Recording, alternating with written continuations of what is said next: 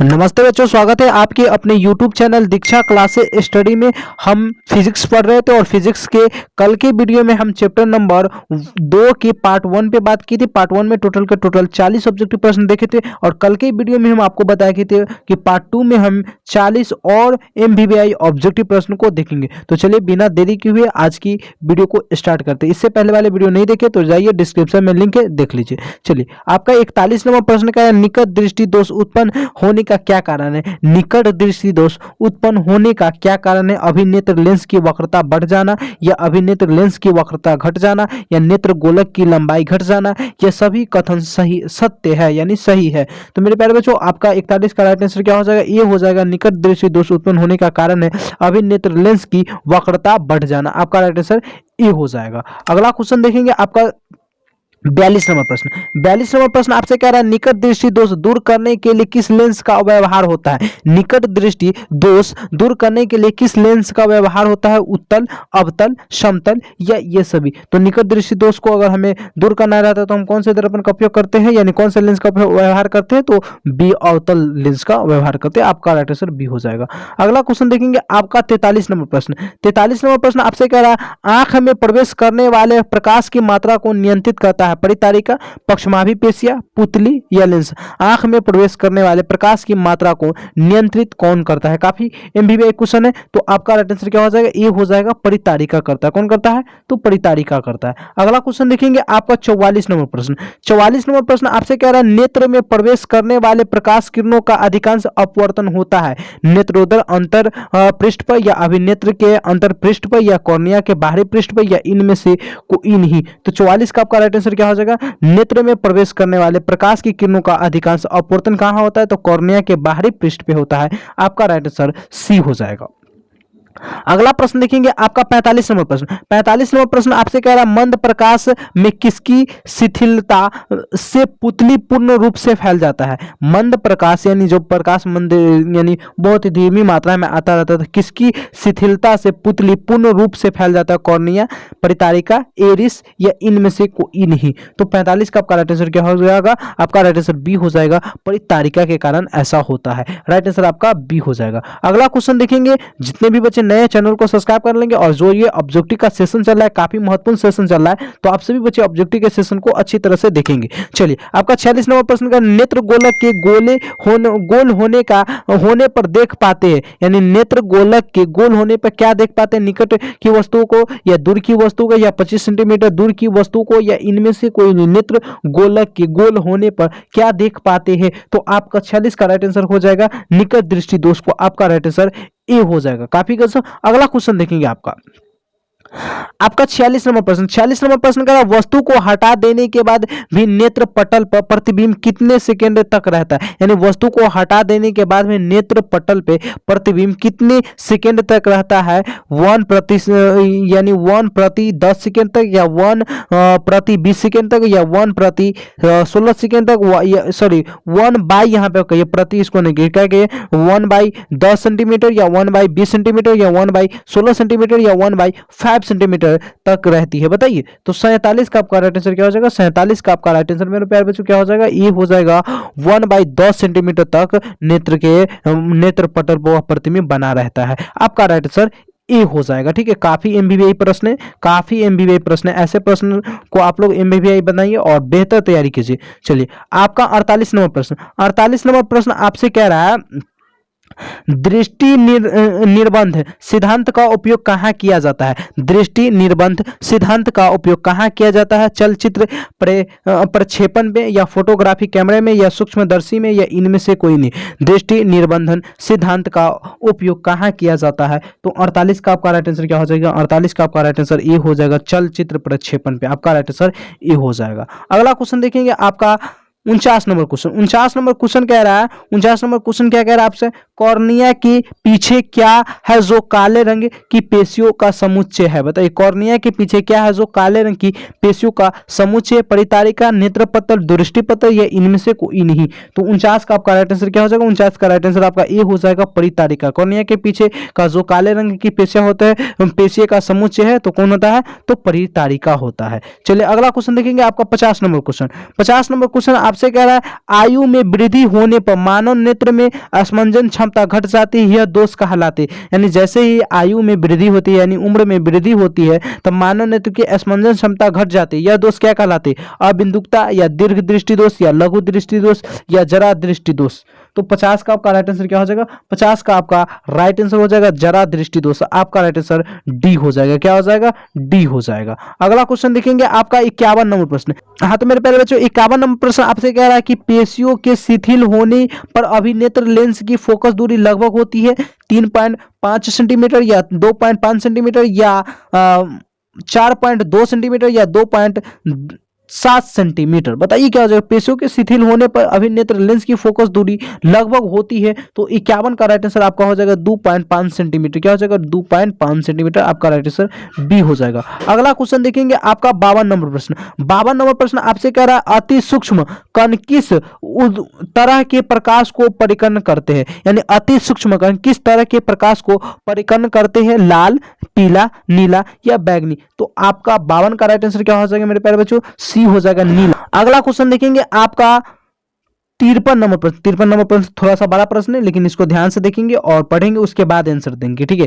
53 number प्रश्न है किसी प्रिज्म से होकर गुजरने वाले प्रकाश की किरण आपतन कोण आई और परावर्तन कोण आर हो तो निर्गत कोण का मान होता है। देखिए आपतन कोण को हम आई से सूचित करते हैं, अपवर्तन कोण को आर से सूचित करते हैं। और यह प्रश्न कह रहा है किसी प्रिज्म से यानी किसी प्रिज्म से गुजरने वाले प्रकाश की किरण प्रकाश के लिए आपतन कोण यानी प्रकाश के लिए आपतन कोण आई और परावर्तन कोण आर हो तो निर्गत कोण का मान क्या होगा? एल आर के बराबर होगा या एल आर किससे छोटा होगा? ए या L I plus L R के बराबर होगा या एल आई प्लस आर होगा। बताइए क्या हो जाएगा? तो 53 का आपका राइट आंसर मेरे प्यारे बच्चों क्या हो जाएगा? 53 का राइट आंसर आपका डी हो जाएगा, एल आई के बराबर होगा। क्या हो जाएगा? एल आई के बराबर हो जाएगा, ठीक है। चलिए अगला क्वेश्चन देखेंगे आपका 54 नंबर प्रश्न। आपका 54 नंबर प्रश्न क्या कह रहा है आपसे कि वास्तविक सूर्यास्त और आभासी सूर्यास्त के बीच लगभग कितने समय का अंतर होता है? यानी वास्तविक सूर्यास्त और आभासी सूर्यास्त के बीच लगभग कितने समय का अंतर होता है? 1 मिनट या 2 मिनट या 3 मिनट या 4 मिनट। तो 54 का आपका राइट आंसर क्या हो जाएगा? 54 का आपका राइट आंसर मेरे प्यारे बच्चों बी हो जाएगा। क्या हो जाएगा? बी हो जाएगा। आपका 2 मिनट का अंतर रहता है। कितने मिनट का अंतर रहता है? तो 2 मिनट का अंतर रहता है। आपका 55 नंबर प्रश्न। 55 नंबर प्रश्न आपसे कह रहा है उदय और अस्त होते समय सूर्य दिखाई देते हैं, यानी जब सूर्य उगते हैं और डूबते हैं। उदय मतलब होता है उगना और अस्त मतलब होता है डूबना। या जब सूर्य उदय होते रहते हैं या अस्त होते रहते हैं तब सूर्य कैसा दिखाई देता है? पीला, लाल, नीला या काला। तो 55 का आपका एकदम इजी प्रश्न क्या हो जाएगा? आपका राइट आंसर बी हो जाएगा, लाल दिखाई देता रहता है। आपका राइट आंसर बी हो जाएगा। चलिए 56 नंबर प्रश्न कह रहा है आपसे क्या कह रहा है? 56 नंबर प्रश्न ए एंगस्ट्रॉन यानी एंगस्ट्रॉन ए को हम किसे सूचित करते हैं? एंगस्ट्रॉन को सूचित करते हैं। यहाँ पे ये देखिए ये लगा रहता है तब हम इसको क्या कहते हैं? एंगस्ट्रॉन कहते हैं, ठीक है। यहाँ पर ट्रॉन होगा का मान होता है 10 से 10 मीटर या 10 से 8 मीटर या 10 से 11 मीटर या इनमें से कोई नहीं। बताइए एंगस्ट्रॉन का मान क्या होता है मेरे प्यारे बच्चों? ए एंगस्ट्रॉन का मान क्या होता है? तो 56 का आपका राइट आंसर क्या हो जाएगा? ए हो जाएगा। 10 से 10 मीटर तक का होता है। आपका राइट आंसर क्या हो जाएगा? ए हो जाएगा। अगला क्वेश्चन देखेंगे आपका 57 नंबर प्रश्न। 57 नंबर प्रश्न आपसे कह रहा है कि प्रिज्म से प्रकाश की कौन सी परिघटना घटती है?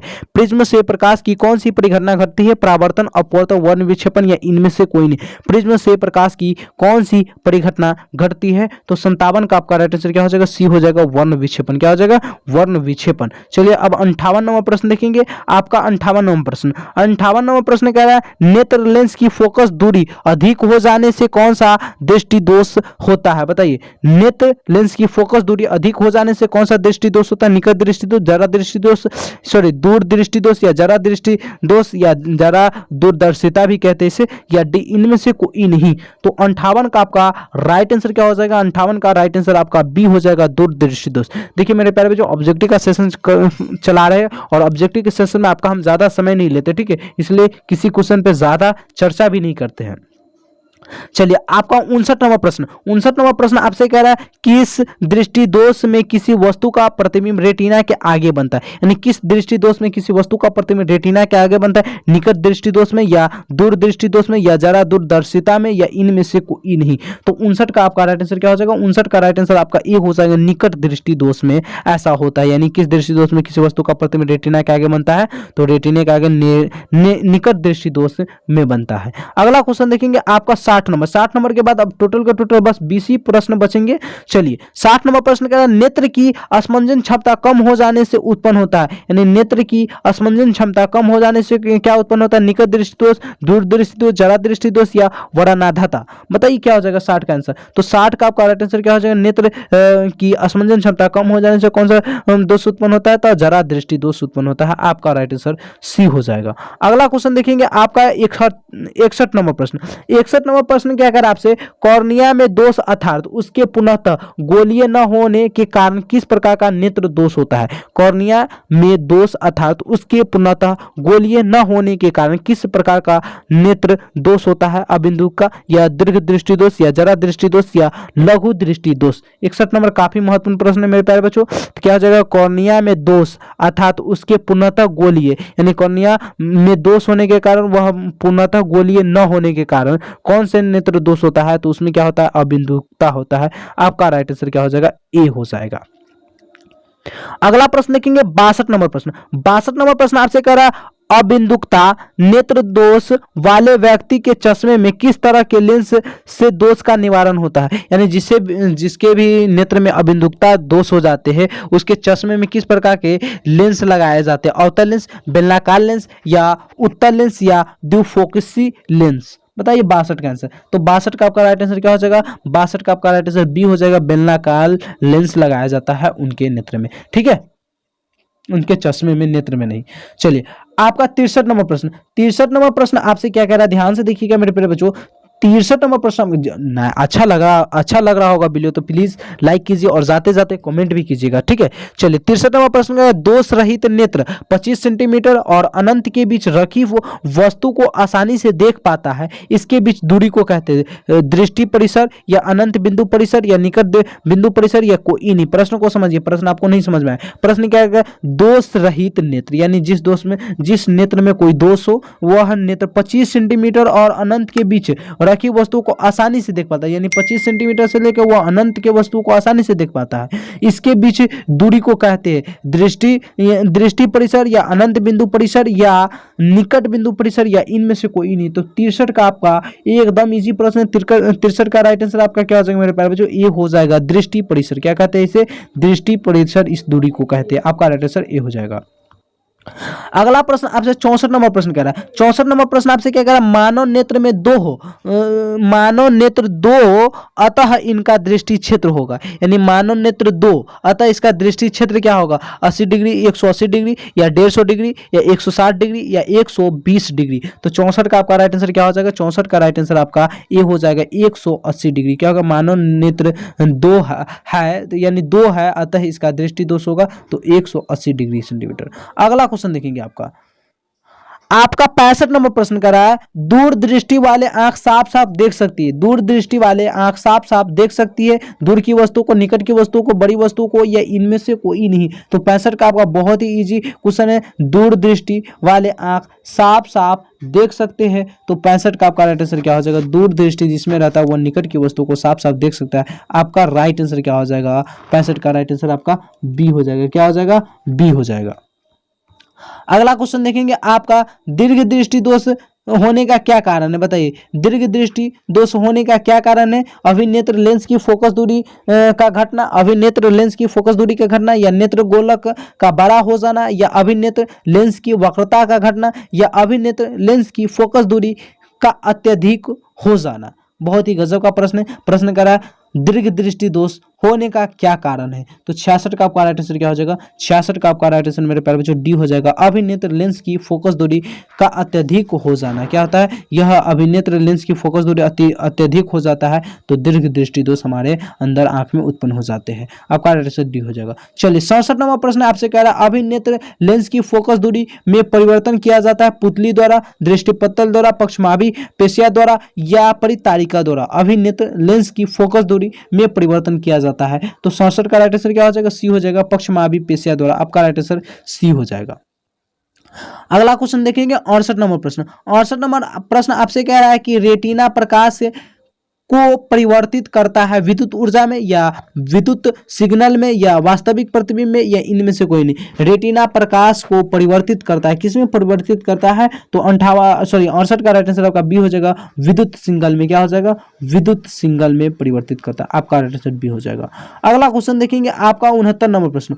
69 नंबर प्रश्न आपसे क्या कह रहा है? 69 नंबर प्रश्न आपसे कह रहा है नेत्रदान करने वाले व्यक्ति की आयु सीमा होगी 10 वर्ष, 25 वर्ष, 60 वर्ष या इनमें से सभी। यानी नेत्र दान, जो आंखों को दान करना चाहते हैं उसकी आयु सीमा कितनी होनी चाहिए? तो 69 का आपका राइट आंसर क्या हो जाएगा? इनमें से सभी, कोई भी उम्र में आप नेत्र दान भी कर सकते हैं। जैसे रक्त दान कर सकते हैं उसी तरह से नेत्र दान भी कर सकते हैं। चलिए अगला क्वेश्चन देखेंगे आपका 70 नंबर प्रश्न। 70 नंबर प्रश्न कह रहा है मृत्यु के पश्चात यानी मृत्यु के मरने के बाद कितने घंटे के अंदर नेत्र निकाल लेना चाहिए? यानी जैसे ही किसी इंसान का मृत्यु हो जाए तो कितने घंटे के अंदर में नेत्र यानी आंख निकाल लेना चाहिए ताकि वह आंख किसी को लग सके और वह आंख काम में आ सके? 2 से 3 घंटे के भीतर या 4 से 6 घंटे के भीतर या 8 से 10 घंटे के भीतर या 10 से 12 घंटे के भीतर।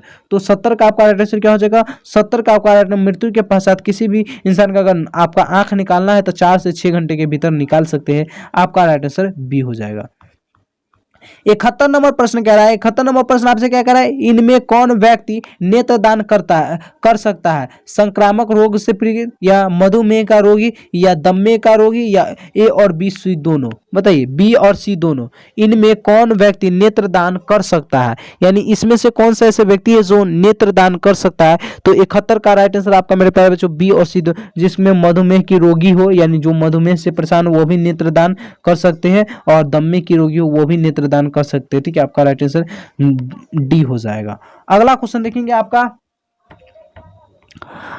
72 नंबर प्रश्न। 72 नंबर प्रश्न आपसे क्या कह रहा है कि कौन रंग है जिसका खतरे के सिंगल में उपयोग किया जाता है? ऐसे कौन से रंग है जिसका खतरे के सिंगल के रूप में हम प्रयोग करते हैं? नीला रंग, बैगनी रंग, लाल रंग या पीला रंग? तो मेरे प्यारे बच्चों 72 का बहुत ही इजी प्रश्न क्या हो जाएगा? इसका राइट आंसर सी हो जाएगा। लाल रंग का प्रयोग हम खतरे सिंगल के रूप में करते हैं। आपका राइट आंसर सी हो जाएगा। बहुत बढ़िया। चलिए आपका 73 नंबर प्रश्न कह रहा है श्वेत प्रकाश जब प्रिज्म से होकर गुजरता है तो जो रंग सबसे अधिक विचलित होता है वह होता है लाल, पीला, बैगनी या हाला। यानी श्वेत प्रकाश जब प्रिज्म से होकर गुजरता है तब जो रंग सबसे अधिक विचलित होता है वह रंग कौन से है? तो 73 का आपका राइट आंसर सी हो जाएगा, बैगनी। क्या हो जाएगा? बैगनी हो जाएगा। चलिए बहुत बढ़िया। अगला क्वेश्चन देखेंगे आपका 74 नंबर प्रश्न। 74 नंबर प्रश्न आपसे कह रहा है प्रकाश की एक पतली झिल्ली से होकर नेत्र में प्रवेश करता है एक झिल्ली को कहते हैं। यानी प्रकाश की एक पतली झिल्ली से होकर नेत्र में प्रवेश करता है, इस झिल्ली को कहते हैं नेत्रपटल, कॉर्निया, परितारिका या पुतली। तो 74 का राइट आंसर क्या हो जाएगा? 74 का राइट आंसर आपका बी हो जाएगा, कॉर्निया कहते हैं। क्या कहते हैं? कॉर्निया कहते हैं। अगला क्वेश्चन देखेंगे आपका 75 नंबर प्रश्न। 75 नंबर प्रश्न थोड़ा सा बड़ा प्रश्न है मगर ध्यान से देखेंगे। चलिए 75 नंबर प्रश्न आपसे कह रहा है प्रिज्म से होकर सूर्य का श्वेत प्रकाश गुजरने पर श्वेत प्रकाश 7 रंगों में विच्छेदित हो जाता है। इसमें लाल रंग के प्रकाश का विचलन बैगनी प्रकाश से कम होता है या हरे प्रकाश से कम या आसमानी से कम या सभी रंगों से कम? बताइए, बहुत ही गजब का प्रश्न आपके लिए। प्रश्न को समझिएगा तभी आंसर दे पाइएगा। और देखिए फिजिक्स में थोड़ा सा समझना ज्यादा पड़ता है। ठीक है, रटने से ज्यादा समझना पड़ता है। अगर समझते हैं ना तो बहुत आसान हो जाएगा याद करना, नहीं तो रट लीजिए। चलिए 75 नंबर प्रश्न फिर से पढ़ लेते हैं। 75 नंबर प्रश्न प्रिज्म से होकर सूर्य का श्वेत प्रकाश गुजरने पे श्वेत प्रकाश 7 रंगों में विच्छेदित हो जाता है। इसमें लाल रंग के प्रकाश का विचलन बैगनी प्रकाश से कम है या हरे प्रकाश से कम है या आसमानी से कम है या सभी रंगों से कम है। तो 75 का आपका राइट आंसर क्या हो जाएगा? 75 का आपका राइट आंसर डी हो जाएगा, सभी रंगों से कम है, आपका राइट आंसर डी हो जाएगा। ठीक है, अगला क्वेश्चन देखेंगे आपका 76 नंबर प्रश्न। 76 नंबर प्रश्न आपसे कह रहा है चूजे के दृष्टिपटल में कौन सी कोशिकाएं नहीं होती है? चूजे के दृष्टिपटल में कौन सी कोशिकाएं नहीं होती है? संसालाका कोशिका या शंकु कोशिका या ऊपर दी गई दोनों या इनमें से कोई नहीं। चूजे के दृष्टिपटल में कौन सी कोशिकाएं नहीं होती है? तो 76 का राइट आंसर क्या हो जाएगा? 76 का आपका राइट आंसर बी हो जाएगा, शंकु कोशिकाएं। क्या हो जाएगा? शंकु कोशिकाएं। चलिए अगला क्वेश्चन देखेंगे आपका 77 नंबर प्रश्न। 77 नंबर प्रश्न आपसे कह रहा है सूर्योदय और सूर्यास्त के समय सूर्य का गोला दिखता है, गोलाकार, अंडाकार, चपटा या घनाकार? बताइए, जब सूर्योदय यानी सूर्य उगता रहता है या सूर्यास्त होता रहता है यानी सूर्य डूबता रहता है, तब के समय सूर्य का गोला कैसा दिखता है? बताइए, बहुत ही गजब का प्रश्न है आपके लिए। तो 77 का आपका राइट आंसर क्या हो जाएगा? 77 का आपका राइट सी हो जाएगा, चपटा थोड़ा सा दिखता है, आपका राइट आंसर क्या हो जाएगा? सी हो जाएगा। अगला प्रश्न देखेंगे 78 नंबर प्रश्न। 78 नंबर प्रश्न कह रहा है कांच का अपवर्तनांक किस वर्ण के अधिकतम है? कांच का अपवर्तनांक किस वर्ण के लिए अधिकतम है? लाल, पीला, बैंगनी या आसमानी? कांच का अपवर्तनांक किस वर्ण के लिए अधिकतम है? तो 78 का राइट आंसर क्या हो जाएगा? 78 का राइट आंसर आपका मेरे प्यारे बच्चों सी हो जाएगा, बैंगनी। क्या हो जाएगा? बैंगनी हो जाएगा। चलिए आप 79 नंबर प्रश्न देखेंगे, इसके बाद लास्ट प्रश्न को देखेंगे। 79 नंबर प्रश्न कह रहा है लाल गुलाब को हरे प्रकाश में देखा जाए तो यह कैसा प्रतीत होगा? पीला, बैंगनी, काला या नीला? लाल गुलाब को हरे प्रकाश में देखा जाए तो यह कैसा प्रतीत होगा? तो 79 का आपका राइट आंसर क्या हो जाएगा? सी हो जाएगा, काला प्रतीत होगा। क्या कैसा प्रतीत होगा? तो काला प्रतीत होगा। चलिए आपका 80 नंबर प्रश्न और लास्ट प्रश्न कह रहा है आपसे कि प्रकाश का प्राथमिक वर्ण कौन है? लाल, नीला, हरा या तीनों? प्रकाश का प्राथमिक वर्ण कौन है? बहुत ही गजब का प्रश्न है आपके लिए। तो प्रकाश का प्राथमिक वर्ण कौन है? तो लाल भी है, नीला भी है, हरा भी है, आपका राइट आंसर डी हो जाएगा। तो thank you so much my all dear students, यहाँ तक वीडियो देखने के लिए। आज हम क्या किए, पार्ट 1 में भी 40 ऑब्जेक्टिव प्रश्न का बात किए थे 1 में भी, और पार्ट 2 में अभी हम 40 MVBI ऑब्जेक्टिव प्रश्न का यानी टोटल के टोटल हम 80 MVBI ऑब्जेक्टिव प्रश्न का चर्चा किए हैं, जो आपके लिए बहुत ही इम्पोर्टेंट था। चैप्टर नंबर 2 का अब हम चैप्टर नंबर 3 पे बात करेंगे। यूं ही बने रहिए दीक्षा फैमिली के साथ। और जो ये ऑब्जेक्टिव का सेशन चल रहा है, इसका प्लेलिस्ट बहुत ही गजब तरीका से प्लेलिस्ट बना हुआ है। प्लेलिस्ट का नाम है आपका class 10th chapter by chapter all objective प्रश्न, ऐसी ही आपका नाम है। ठीक है, तो उस प्लेलिस्ट में जाइएगा और सभी सब्जेक्ट का चैप्टर बाय चैप्टर ऑब्जेक्टिव प्रश्न का आपको मिल जाएगा। उसमें जाइए और बेहतर तैयारी कीजिए ऑब्जेक्टिव की तैयारी, क्योंकि ऑब्जेक्टिव की तैयारी अगर आपका बेहतर रहता है तो सब्जेक्टिव के लिए आपको चिंता लेने की कोई ज़रूरत नहीं है। धन्यवाद, thank you so much my all dears. यूं ही बने रहिए दीक्षा फैमिली के इस यूट्यूब चैनल के साथ। Thank you so much my all dears.